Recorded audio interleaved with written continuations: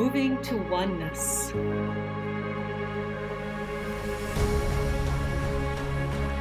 Nourishing curiosity. Embracing differences. Becoming one.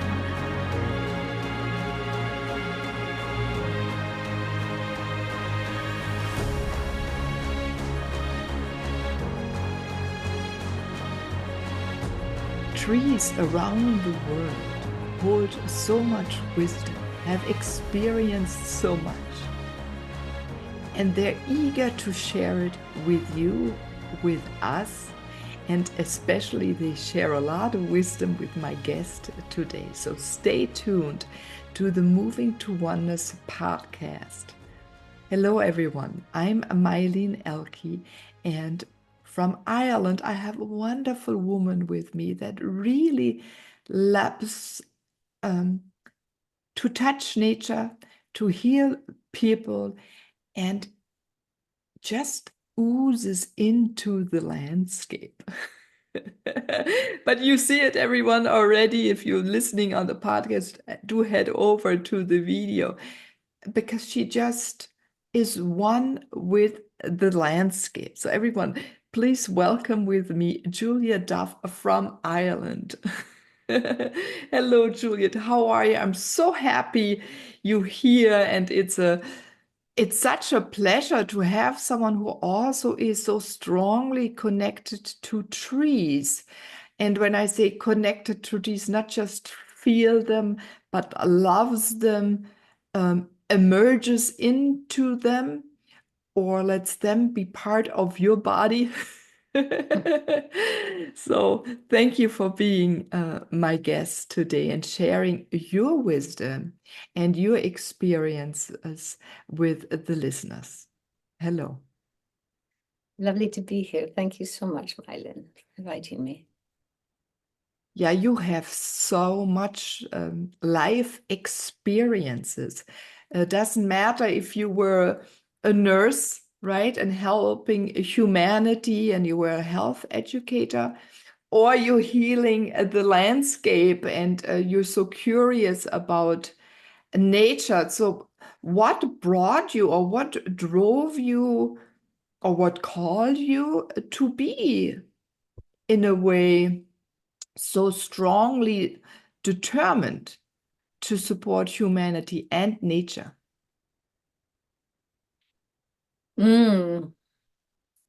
I think I've always felt very much at one with it. And when I've seen things that are not going well, diseased or suffering, I suppose, I've always felt that if I have anything, and I'd like to develop more and more tools to be able to respond, I felt I always felt, I think that it was kind of what one did when one's on earth. We do that for one another. We look out for one another, and just like your children, or whether they be plants or animals or whatever, that you're responsible for trying to keep things healthy and well around you, the planet. So you were that this way already as a young child? So you went out and played in the woods? Or did it come as teenager? When did you really notice you cannot live without it? Well, it's funny. My parents' first house we lived in until I was about just over 3, and I remember it was in a city, and we had a little hedge around, a cedar hedge around the garden. And I remember I would always just, even when I was crawling, I would crawl in there and just sit. I just needed to sit in the cedar hedge. That was my home, just communing and being happy and etc. And interestingly enough, right now, where I go daily for my commune is under a cedar tree. And I only really realized that she probably it gave the cedar hedge, or, that it's that continuation just the other day, because I have two main trees. This one I called Grandmother Beach. She's in my nature council. This one behind me, and that's over a river, which I pass to go to where to Mama Zara, which is the one who gives me counsel and she's a cedar, big, big, very old cedar tree. So that was from a young age. And then when we moved, actually, we were surrounded by bushes because all of it had been undeveloped land. So I used to spend all day in the bushes with friends or alone, whatever. And in those days, nobody worried. If you were a 5-year-old little girl by yourself, it was fine to just be lost in the bushes. You'd be called for lunch and then back in and called for supper. And it was, fortunately, it was a time of freedom. Yeah, I live here in the countryside in Germany, and children do roam around, but not as much as I can remember when we were little. Also, I had a forest very close, and we would spend, I don't know, half of a day in there building things, lugging things into the woods, out to the woods. Also from a small age on, always living on the street. And then even though I ended up in large metropolitan cities like New York, I ended up again somewhere in nature, in the Alps, right, in Switzerland. But even there, then I was always drawn into the woods and going off the pathways and just finding it. I never thought about it. Oh, I'm really connected to the trees at the time or nature. But I couldn't live without it. I think they called me also Robin Hood at that time as like a nickname, the only nickname I ever had. um, but just to feel it. If I think about it, also when I was tiny, I always ran off the path into the side because I love, I don't know, the adventure of going over things and under and around, where if you walk on a path, it's so straight, and it's too bad sometimes. I always see too many parents, if they do go with their children into the woods, the children can't wander off and just roam as the parents, go along.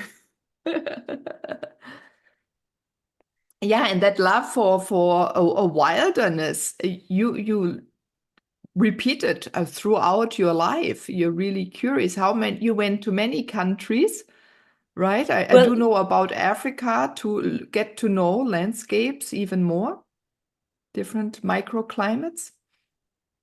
Yes, I decided actually when I was about 19 that I just needed to be raw with life. I didn't want any buffers. I didn't want any protectors. I didn't want any defenses. I didn't want any, I just wanted to throw myself in life. And if it was not a safe and beautiful and loving place, I didn't want to be on the planet either. So anyway, so if I didn't survive, that was okay, but I needed to go.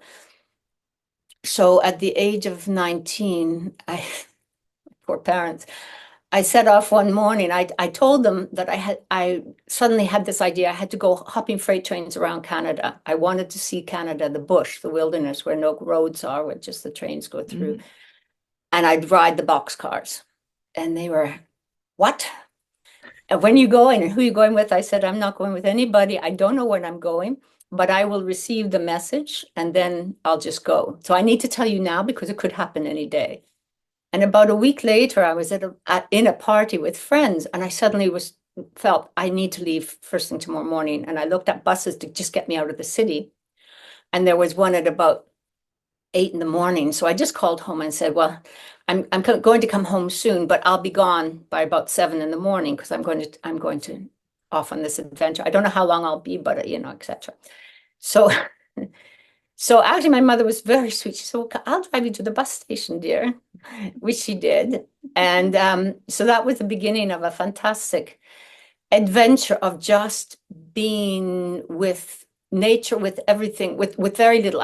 They said, well, you don't have any money. I said, no, I'm going to earn money. I decided I'd pick some cherries, and I was going to the Okanagan. I'd pick fruit, and then somehow I would learn how to hop freight trains. I didn't know how.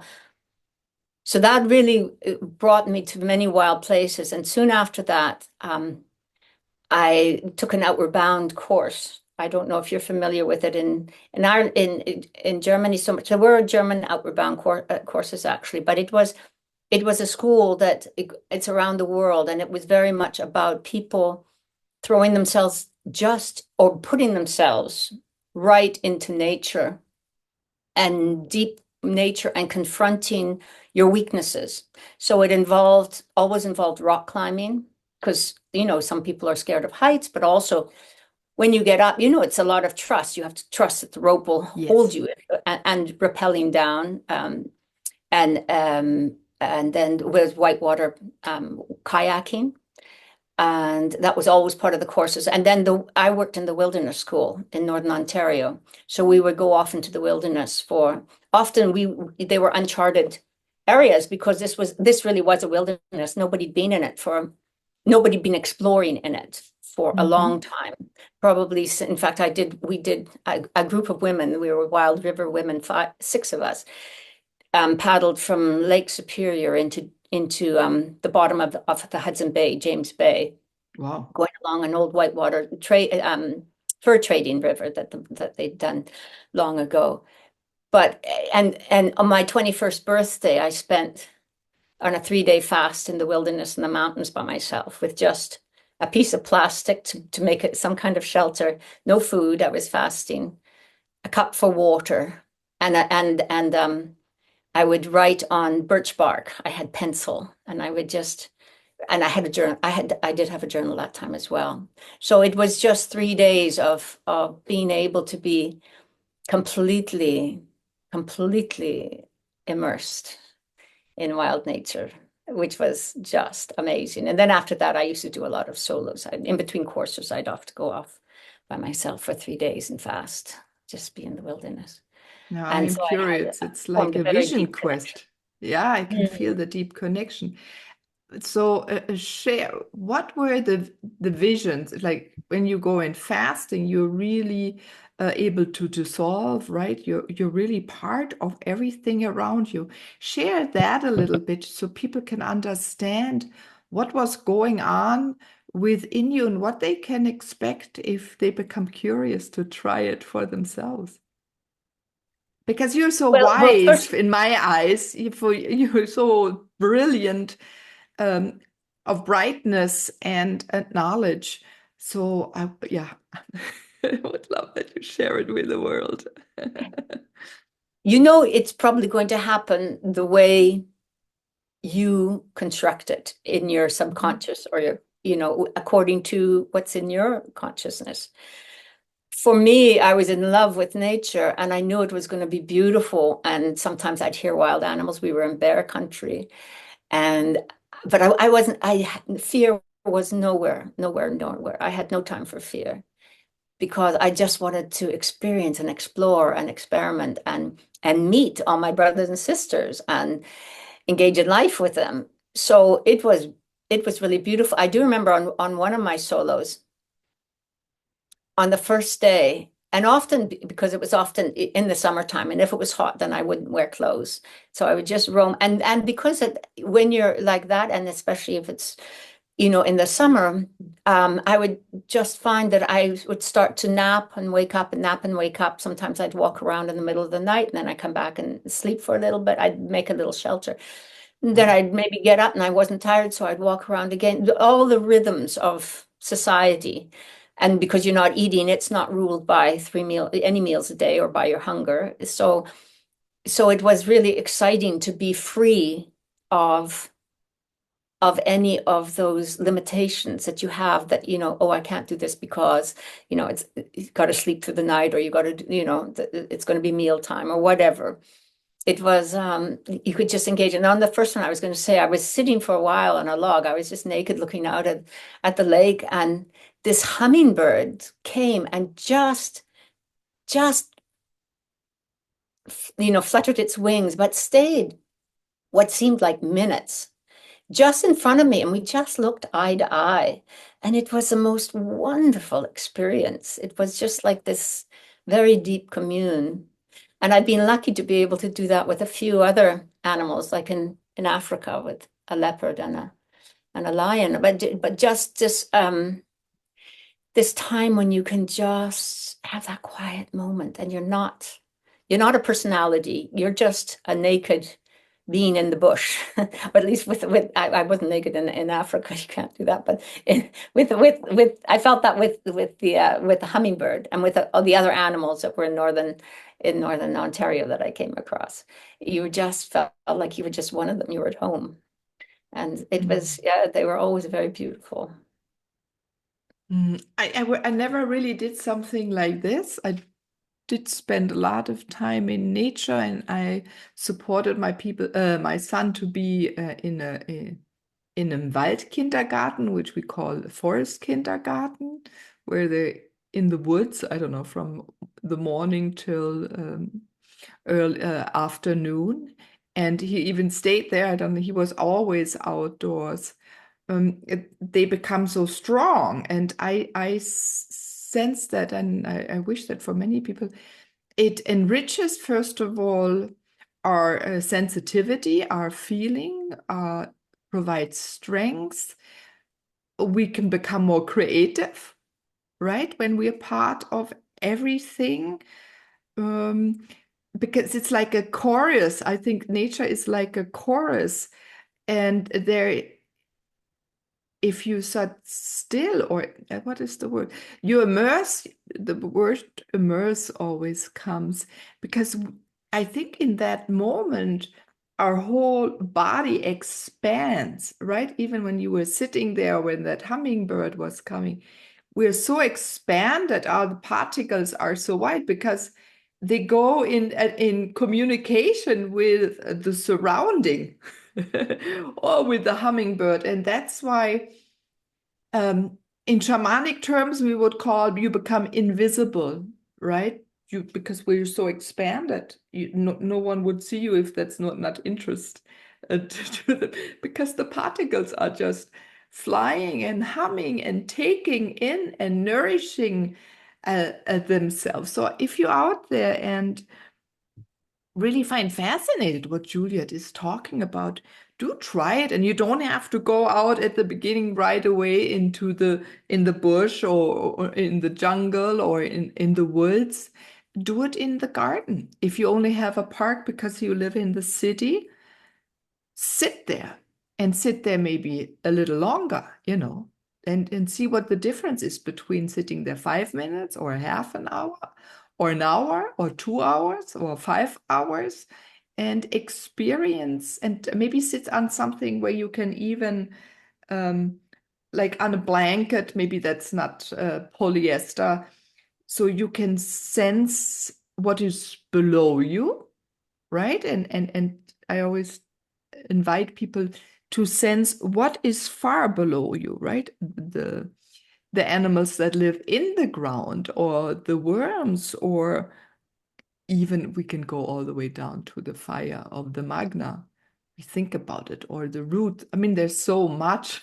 So go try it out, and feel what is above and what's behind you and what is on your side, and you will be able to experience similar things as Juliet. And as you said, so Juliet, so beautiful, everyone has a little different interests, different questions, is in a little different lifespan, right, where different things are important, but it will give you so many answers. Would that be a good idea for people to learn to immerse themselves again in nature, to feel one with the surrounding? Yeah, I think that's beautiful. I think what's really important is to release any obstacles of limitations. Oh, I won't feel this, or I can't feel this, or this is silly, or somebody's going to look at me and think I'm a nut, or whatever. But it's follow your heart, that if you feel like hugging a tree, or caressing it, or sitting behind it, or on it, on its roots, or at its feet, and then try and turn off the analytical mind that stops us from being a child, and being able to be open to asking the tree, may I sit here? I would really like to commune with you. Would you be open to that? May I please? And always with respect. And I think one of the big things I learned when I first started studying plant spirit medicine was it's so important that you introduce yourself before you come to a plant or a tree. You introduce yourself and you ask for their permission. And sometimes you might get a feeling of, this isn't convenient, it's not a good time or whatever. It doesn't seem welcoming. And that's okay. Just like if somebody wants to drop by and you're about to leave the house and you say, I'm terribly sorry, but I've got to go right now. So you thank them and you go to maybe another one until and when you come to a place where you feel that it's a good match, that they would like to, that there's an engagement there, then just to ask the questions or just to ask whatever you want to do at the time. Maybe you want to just feel what they're feeling or what they've seen if they're a very, very old tree or whatever, or just may I just sit here and just, can we exchange love? Can we just exchange some compassion with one another? I really appreciate that you're here and all the life that you bring and protect and shelter.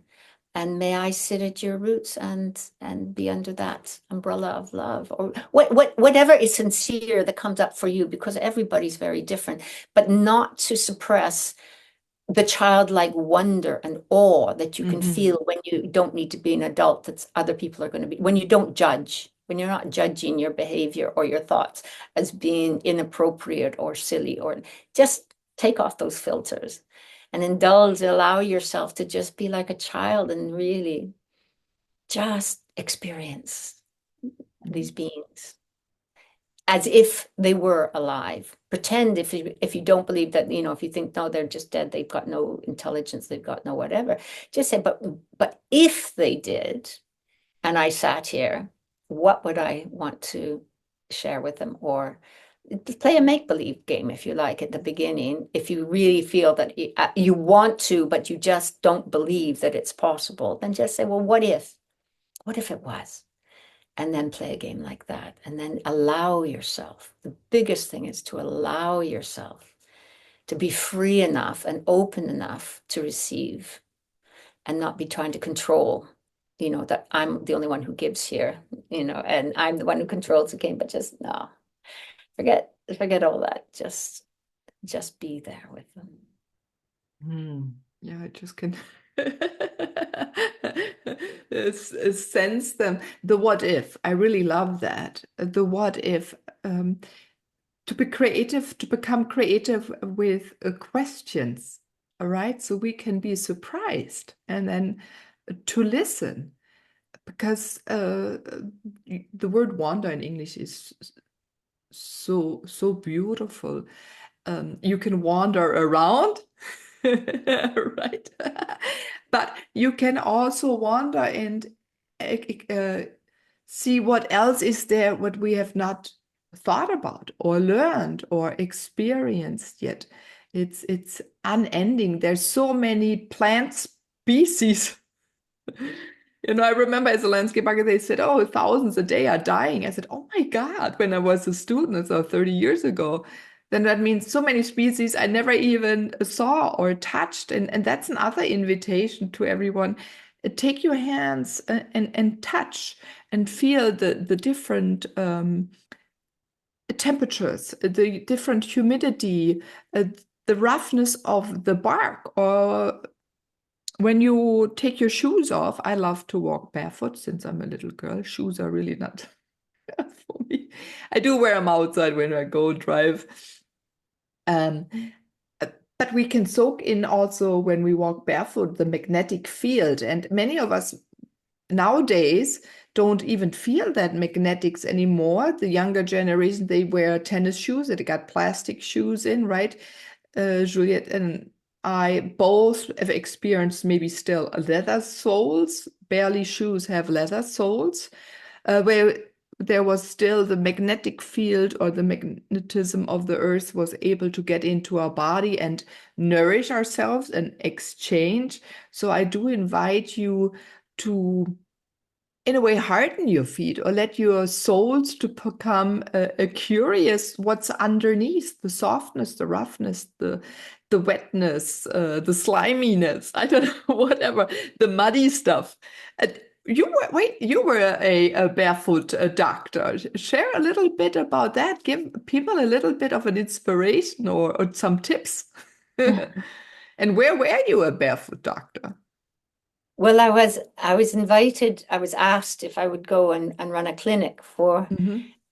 this well an area where it was the Samburu tribe lived up in the northern frontier district of Kenya.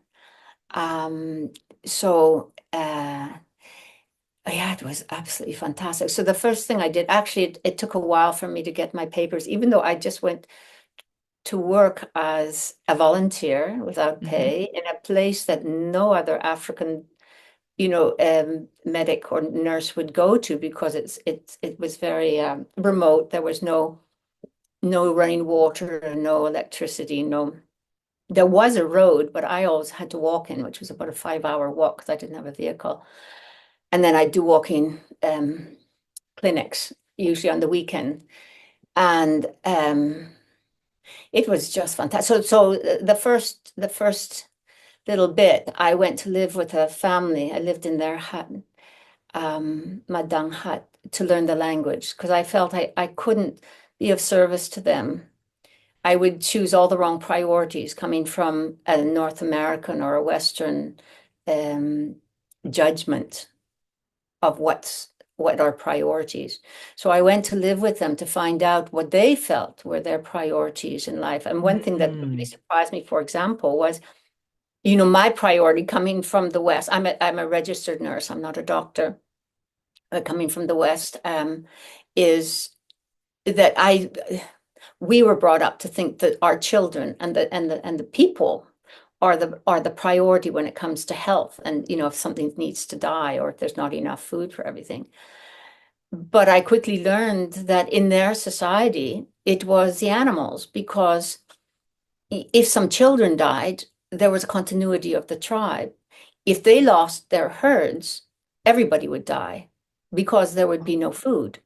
So they had to make sure that these ones, they was mainly goats, sheep, and cows. There were the camels were a little bit further to the north. Some of them had, yeah, it was mainly goat, sheep, and cows, and they lived very closely. So in the hut with us, the young goats and sheep, lived in there too. And there was a central fire. It was a mud dung hut, so it was only, I think maybe in the very center I could stand up, but otherwise, you had to bend right down to get into it, and then around a corner, and then there were just skins laid on wooden branches, but they hadn't been tanned at all. So this, you could almost crack them. They were very hard, brittle, the skins. Then warriors would come in and out, and I slept out very kindly. An incredibly gracious mother of the house, Yeyo, had given me her bed, which was kind of sectioned off. So I had kind of more privacy. The rest, it was just on two big platforms, just a bunch of skins, and whoever was traveling through or needed to sleep would just could lie down there. And then the central fire was kept going a lot of the day and night, so it was pretty smoky in there. There was no windows, but if they wanted to see something, they would just punch a hole into the wall so that they could to bring in some light, and then they could just patch it up with some more dung and mud. That only really happened in ceremonies and things when they had to have some light. But so I wanted to learn the language because I didn't where I lived, Masai Ma, or Ingatokolokop is what the Samburu called it, was the only language for the people. So I needed to understand what their priorities were and speak their language to be able to serve them well. So it was such a privilege and honor. They were the most wonderful, gracious, generous, and beautiful people. And being pastoralists, they lived on milk, meat, and blood. And I'd been a vegetarian for about 15 years, but I learned, I knew I would have to eat meat, but fortunately they didn't slaughter until about after 4 weeks of living on only milk. And by that time I was so desperate to choose something that it wasn't a problem to eat meat, except the first piece of meat they gave me when they slaughtered, I couldn't see it because I was at the back of the hut and it was all dark and it was all smoky and there were lots of people. And they passed me this thing that felt like a piece of leather, shoe leather. And I said, what's this? And they said, no, it's meat, it's meat. So I tried 4 or 5 times. I couldn't, it was just like eating a piece of a shoe. And so I heard, yeah, you always say to them, oh, you better take it back. I guess he doesn't like the lips. But yeah, no, it was fantastic. It was really, really steep learning curve. I learned so much from them. Oh, that's fantastic. That is rare to experience that. So how long did it take you to learn the language to commune when you immersed yourself Well, in that I had done it a culture? few other times before in other languages, so it wasn't the first time. But the most complicated thing for me with this one was that with all my other languages, I would make a vocabulary book and I would put down the English name and then I would ask them, I would learn the word for how do you say, and I would point to things and I'd make my vocabulary. But with the Samburu, they'd tell me a word and I'd memorize it and then I would use it in a different instance and people would say, we don't know what you're talking about. And so I learned that there's very specific, so they don't have generic terms like we do in the West, like a chair or a table or whatever, a school or well, school they probably would because that's a Western word, but a cup. They would refer to, because these were, well, they'd have a lorica. A lorica was the only chair that they had, but they would use it. The warriors would carry it, and because they'd have these long masses of ochred hair, they would put it under their necks to sleep, and they would sit on it. And during the day, it was just a piece of wood carved.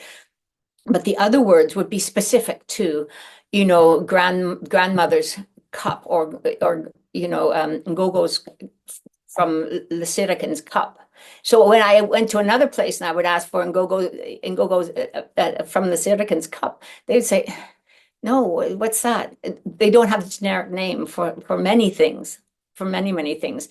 So that was a very new thing for me. But I was just, because I was used to it and I was used to, I'd been a few times in cultures where I didn't speak the language. So I learned how to communicate non-verbally as well. And then I learned to pick it up. And Ma is not a complicated language. But the problem for me was they would have one word that would express many, many things. So for example, sopat means good. So if you wanted to say, so I'd say, well, how do you say beautiful? Sopat. Okay. So how do you say sterile? You've got to keep this wound really, really clean, like it can't have any flies and stuff. They'd say, oh, that's sopati p. P just means very. And if you want, the more you want it clean, you say p, sopati p. And so it was hard to, so you, like with many languages, you learn to think in that language rather than trying to translate all the time.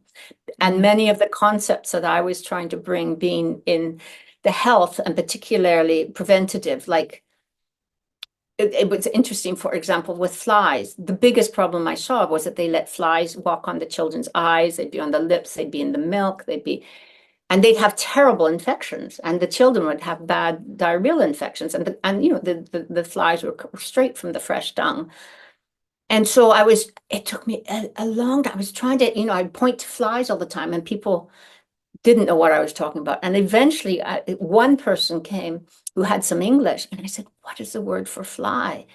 And he laughed and he said, "Oh, Samburu would never see fly separate from air. So if you point to things, it's like you're pointing to air and you want the word for air, because they would tell you the object behind it, because fly to them is completely the same as air. They don't see them, they don't feel them. They're so much a part of their lives that they don't see them as a separate object." Yeah.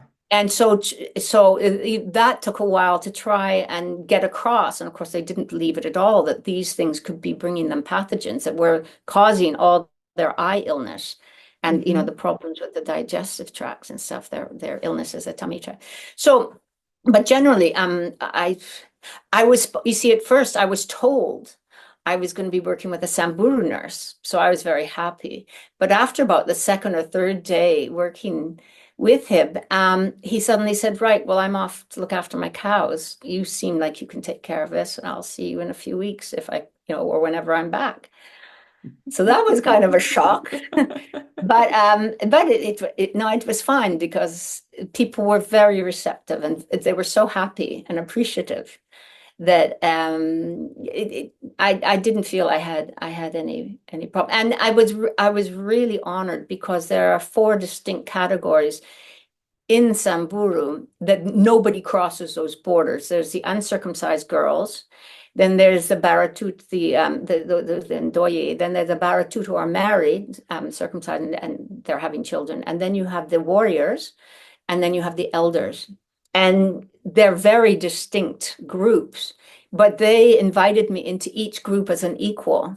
So it was absolutely fascinating when I'd walk with the warriors and hearing how they talk about the Ndoye, the girls, and then being with the girls, watching goats and stuff, and hearing how they talk about, and it's, because it's a very hierarchical society.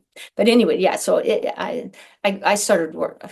Yeah, I suppose I was in the hut for maybe a month or two, and then I was just working and learning as I worked. So it's fascinating to listen to you, and when you said you got introduced and accepted to different generations in a way, also social characters, categories.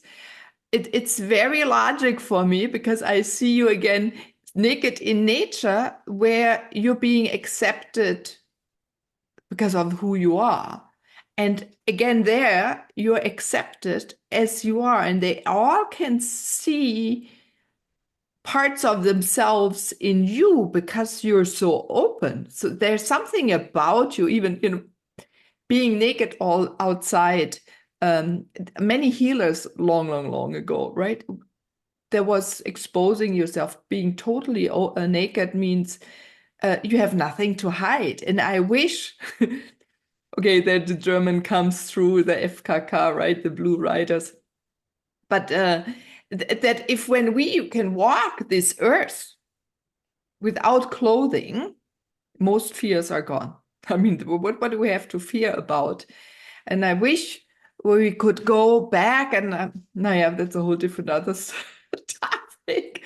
The younger generation, even German, it's not open anymore. I grew up in the 80s. I mean, you were driving topless in cars, cabriolets. I can't remember. Right, and being in the beaches. And I wish we could show our bodies in the West again, because we can be seen. And we don't hide what was within us, even to ourselves, which comes now, right? If we what fascinates about me about you, or the way around, what if you is the expansion. So I always sense your expansion. That's why so much light comes through you. That's why the animals are comfortable with you. People are comfortable with you. So if we are the opposite and we crunch together, we are very dense and we pull all our particles into a tight knot, we can't really move. We can't be happy. We can't be free. And this freedom of movability, then we're stagnant and that hurts. And then we lose energy, power, hope, right? So you have exactly what I wish for so many on this planet, to be able to expand and to show yourself to everyone or every being that exists on this planet. It's magical. Thank you, Juliet, that you're doing this, or that you have been doing this, because that radiates out into the world. Did you see now over all these generations change? I do know you inspire, because later I want to come to that point you were fighting for healing and humans and nature at the UN, where there you were just a couple of people and then it changed into many hundreds. But how did you see a change, or do you see also where we're going? Are we going this way where we can be more open again and be free and naked and be understood? What do you sense? Well, I think it's very, very important where one is at when you're naked. And for me, I love being naked, but in a totally non-sexual way. If there's any sexuality involved, then it can invite a sexuality frequency. And if you don't want that, then it's important to only see the divine in others, and whether it be the nature or whether it be other people, but you're speaking beyond the body. So your bodies can be clothed or not clothed. It won't inhibit your relationship with somebody. Yeah. And I learned very early because I spent a lot of time traveling by myself, and I was usually either hopping freight trains or hitchhiking alone through many different countries. And I found out very early that you have to be always very present and very much aware of the frequency that's in, especially with hitchhiking, because inevitably it was usually single men, or maybe a couple of men who would pick you up, to really be aware of and keep the energy at a high level. So you're speaking to their higher selves. So it doesn't come down to you being three bodies in a car, one female and two males. It's more that you're speaking on a level where you see them for who and what they are beyond their bodies. And because once or twice I'd have to kind of jump out of a car because it would turn, there'd be something that would happen, often on the radio or some whatever. And then you could feel suddenly. So it was like being in the jungle, in that I was thinking the other day, the thing about being alone and walking in the rainforest or the jungle is that you can't be complacent enough to turn off. And that's what we often want to do, be able to be, spaced out and just walking and enjoy, because, there might be a snake there. There might be, I ran into a leopard, which totally freaked me out because I was kind of spaced out. I didn't know that there were any around there. And she broke she broke a branch just in front of me. And it was like, we had this time for just eye time together, and it was whoa. And so when you're in those spaces, when you're in wild nature, you have the opportunity to constantly be aware, in present. You can't afford to just space out. So with nudity or with any of those things, the freedom, I think, comes from being aware of your consciousness, where you're at, and what you want to be creating around Good you. point. Very, very good point. So it is really seeing the beauty of oneself, seeing the beauty of the world, and being peaceful within, and really wishing for peacefulness and calmness and around the world, or for everyone, everything existing, right? That it can be in its most precious form. Yeah. And to see that. But you also because you have this understanding what is needed, you also went out and then educated other people, or even fought a little bit or for it, so that nature and the way of native tribes of certain areas can live in their landscapes, and that we treat our landscape, our food, our plants, our humans with no poisons, right? That we don't spray, and that the plants that do feed us do nourish us. Yeah, and actually, going back to the Samburu, when you always feel like such a fool when you're when you enter in by yourself into a situation where everybody speaks a language you don't have a clue about because you're a buffoon. You have to be like a clown, and then even the 2-year-olds are explaining to you, some words, repeating them, and there was this one little 3-year-old who was just adorable. He was the most beautiful little child, Lodungu, and he all the young people would say to me, but because many of them had never seen a white person close up before. So of course, when you go to any of these tribes and they haven't seen, of course, there's a touching the hair and the skin and all that. So you kind of feel like an object. But at the same time, when you realize that it's just loving curiosity, that it can help bind you as opposed to separate you. And the one thing that they kept saying was, as young people, they'd never, because they were told to teach me the language. The only thing that they're supposed to teach the younger ones is about the plants and the medicine. So they would keep trying to tell me plant names and medicine, but I was just trying to learn I needed to learn how to say, hello, how are you? Does this hurt? Are you thirsty? Are you hungry? These type of things. So, but it was interesting that for them and with the children, the first thing they would always do when we were out together, they would point at the plant and say, this is good for, such and such an organ, or this is good for such and such a ritual. But that was really what they hadn't before thought about learning the language for just these other types of things rather than learning the plants and the area, the nature around them, how to fit in.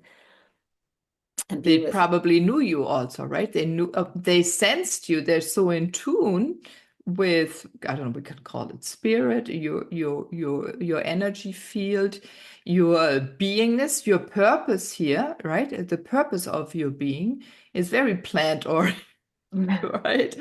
Being there for the plants and helping others see it, communicate it, learn from it, and treat it well, or better even. And they noticed that, they saw that, and no wonder they gave you all this information. But that is really because we are really part of nature. It's also very logic that there is so much of plant wisdom that you have. But that was also the knowledge that they prioritized for survival in their area. As a young child, you need to grow up learning what are friendly plants, what are good ones for brushing your teeth, what are ones you must ever put near your mouth or you'll get sick, what are, all these different things. So yeah, in Europe, all are wise women or so many died or were lost their life through others' hands. And we slowly have to find it again. And more young people are really starting now to look for it, looking at old scriptures or texts and learning about our ecosystem, our micro ecosystem, and what plants nourish us, heal us, and whatever, right? Because now who of us learns anything about plants, and there are less and less plants in grocery stores that we eat. I think maybe a few more imports, but that's it. We know not much about our surrounding anymore, or most of the things are treated as weeds, a nuisance, and not as a healing plant. That is really interesting, and it's coming like a. So if you're out there, get a book and teach your children what they can maybe eat and what they can use to heal themselves, or even make it, start simple with what teas you can find, or plants for teas you can find outdoors in nature, in your area, wherever you live. It doesn't matter if you're really in the north or in the south, close to the water, even where it's very stony and deserty, there are plants that do support you, right? That we can start and teach our children a little bit and educate ourselves. I think that would be a wonderful input.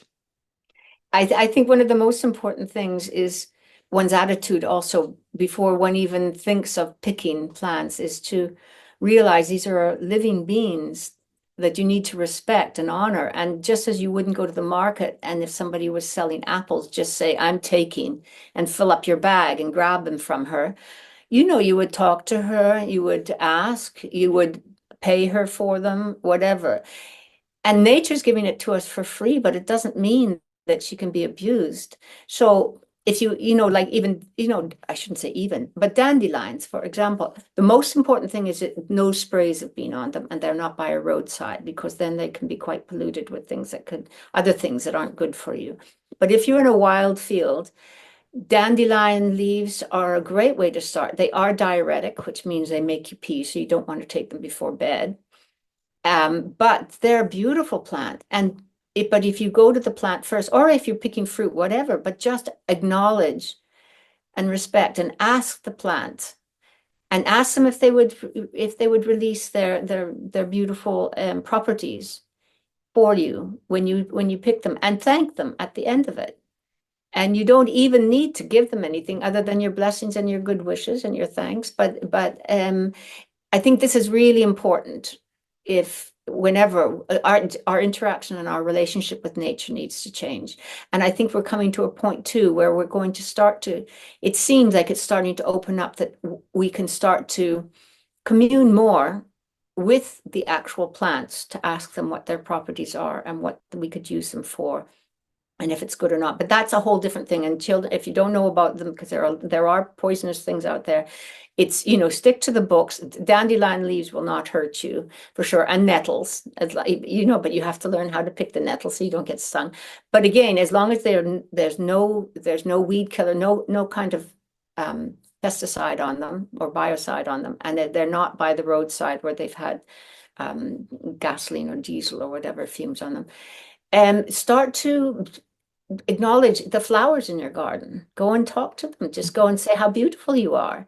And I just want to say you're absolutely gorgeous. I really appreciate you, and you smell so wonderful, delightful. Yeah. Thank you for your fragrance, and thank them. And then you start to change when you start to open up and realize that these are these are beings that have a consciousness and an intelligence that we don't understand at all. So therefore, we've been saying that they're not there, but still talk to them with respect, and start relationships like that, and you'll find your whole perception starts to expand a little bit.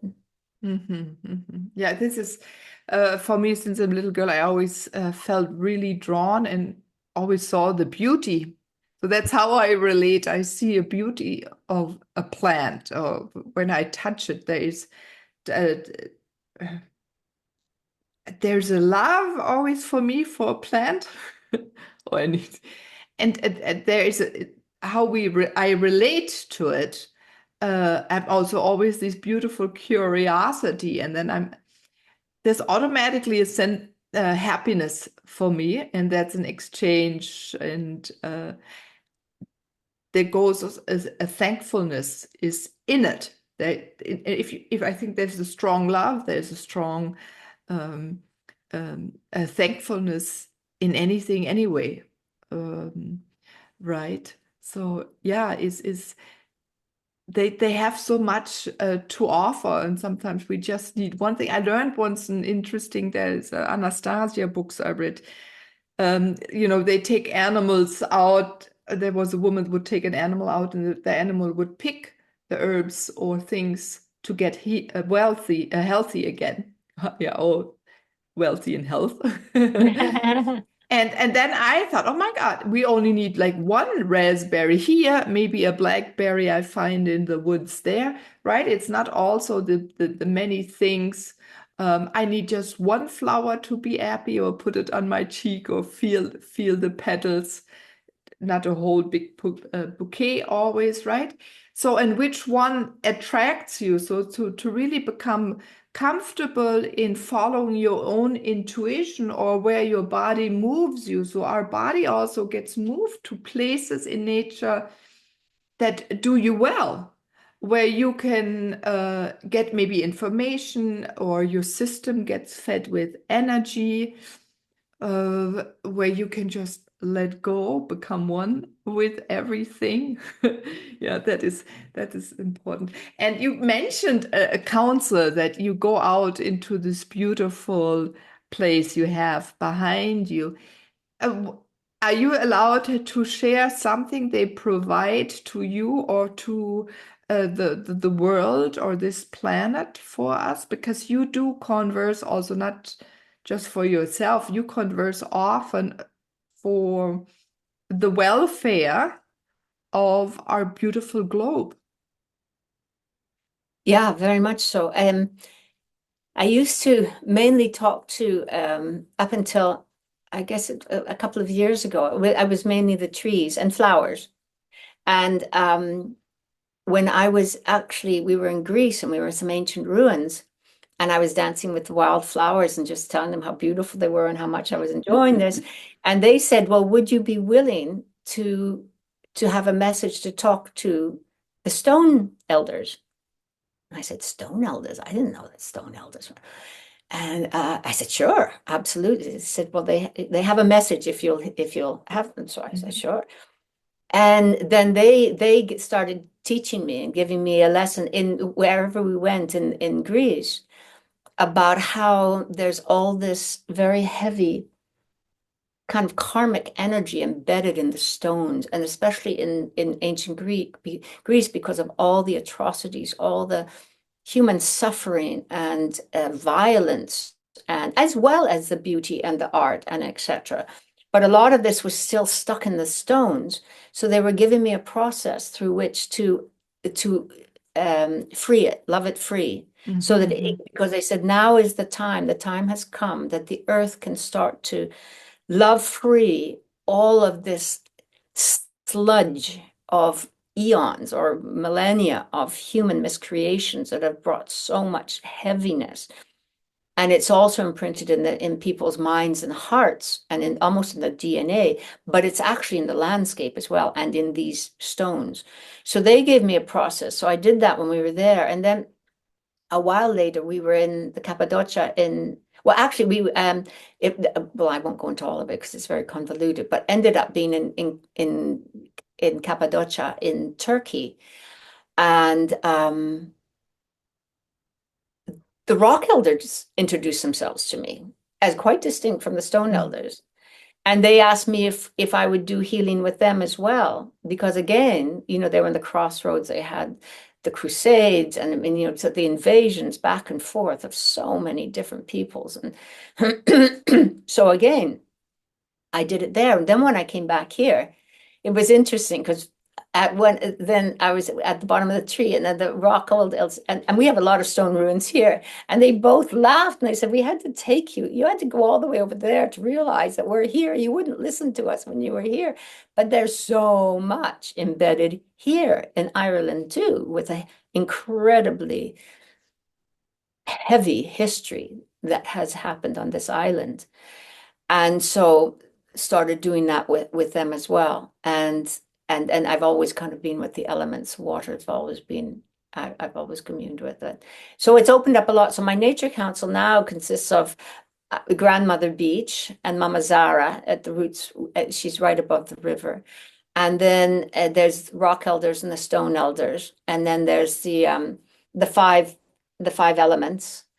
Oh, the river that passes, and then there's overlighting deva of Glian and Frecon. It's called Glian and Frecon is where we live, which in English means the glen of the rooks or the crows or ravens, because they all come and live. They come in the evenings and they go out in the mornings.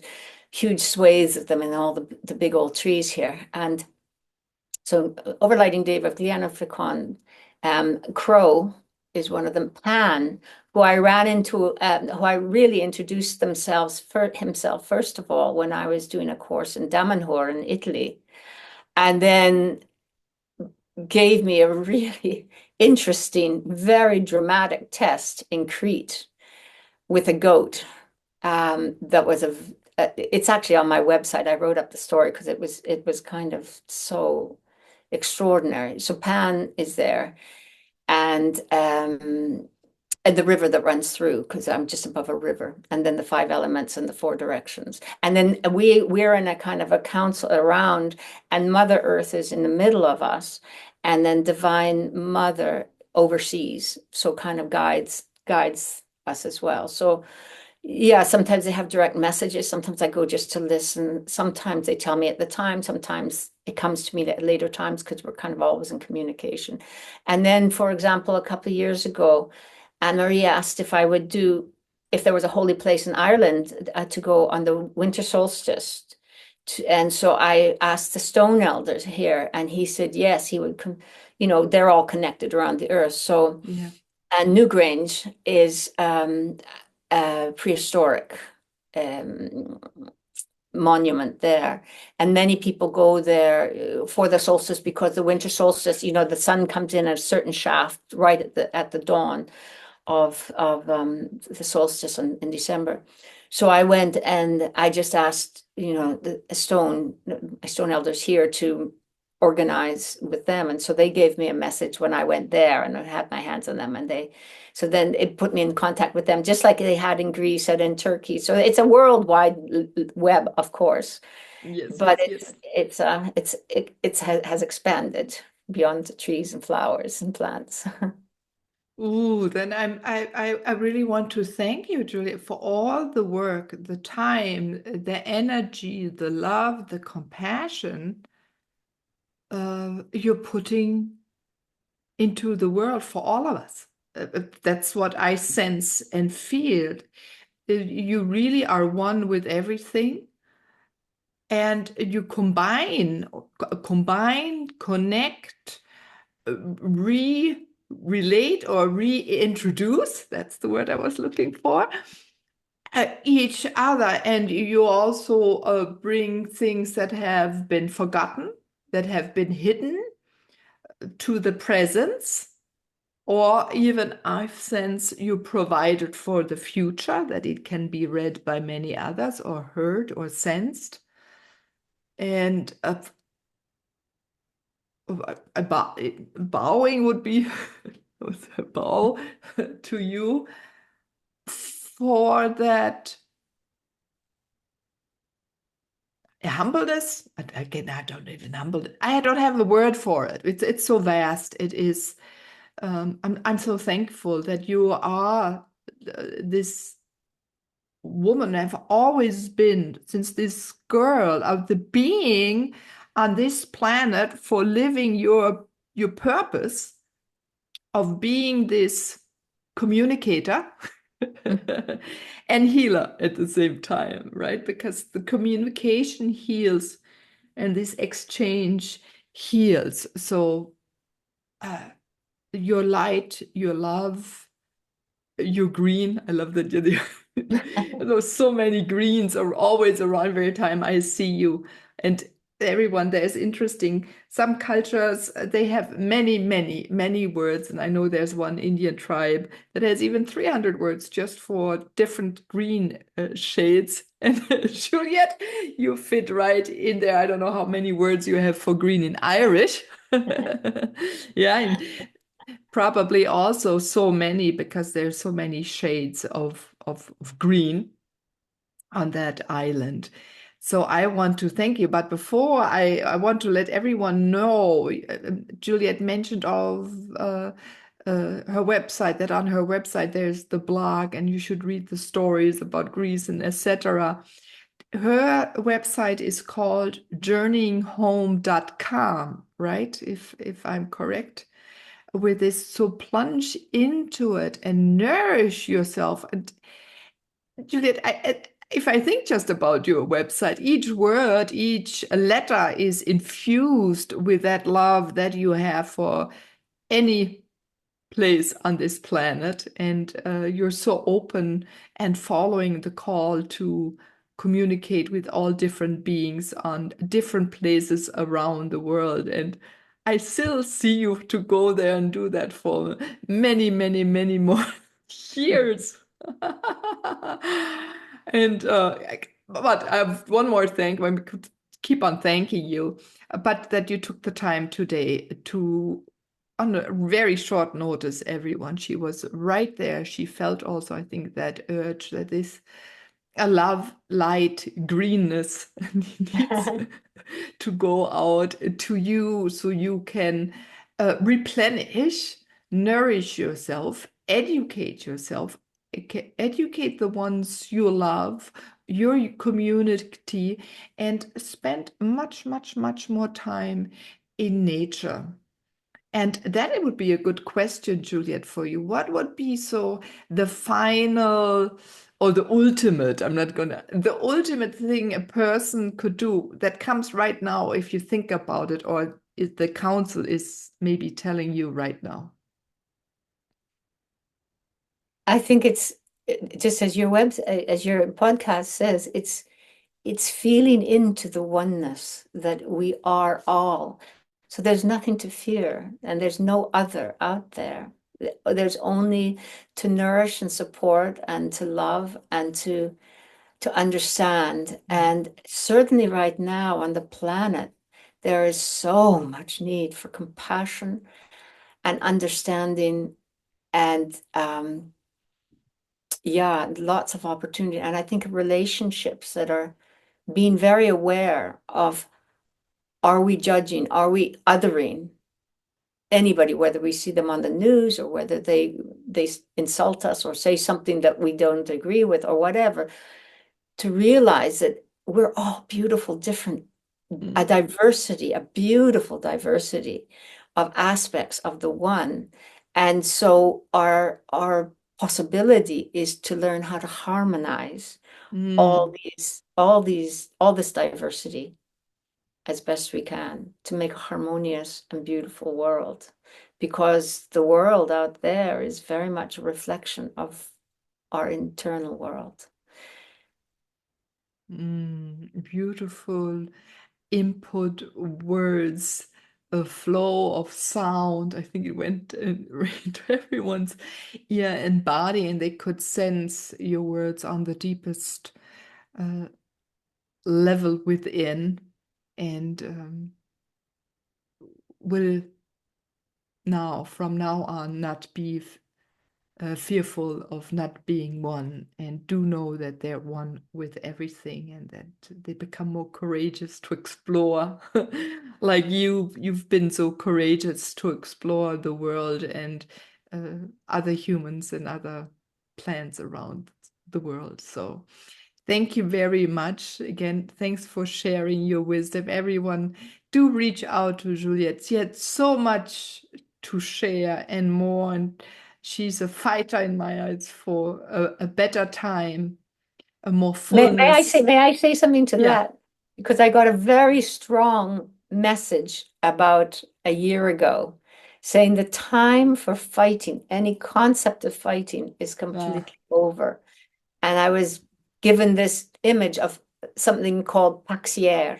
It's the time of paxier. And paxier is an archetype that embraces and brings together and focuses on the divine of each so that it harmonizes, and no longer pushing out, rejecting, or fighting, or any, because fighting is based on the concept of another, of separation consciousness.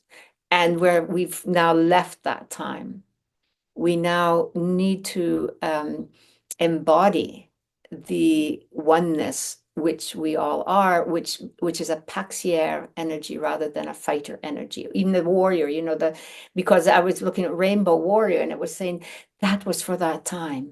Now it's paxier. Pax meaning peace in Latin. And in a lot of the Latin languages, there's a form of it, Paix, or, but so that is, yeah. So I don't stand for warrior or fighting anymore. It is absolutely embracing as paxier.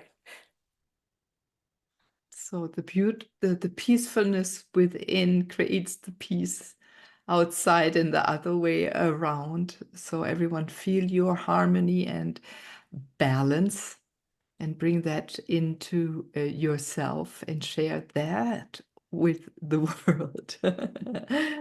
So everyone, have a wonderful, wonderful time take in the energy of Juliet and enjoy the rest of your day or evening. I'm Eileen, your host. And again, Juliet, thank you very much. And the best to everyone. A peaceful time of oneness. Bye-bye, everyone. Bye-bye. Thank you so much, Miley. Thank you. So welcome.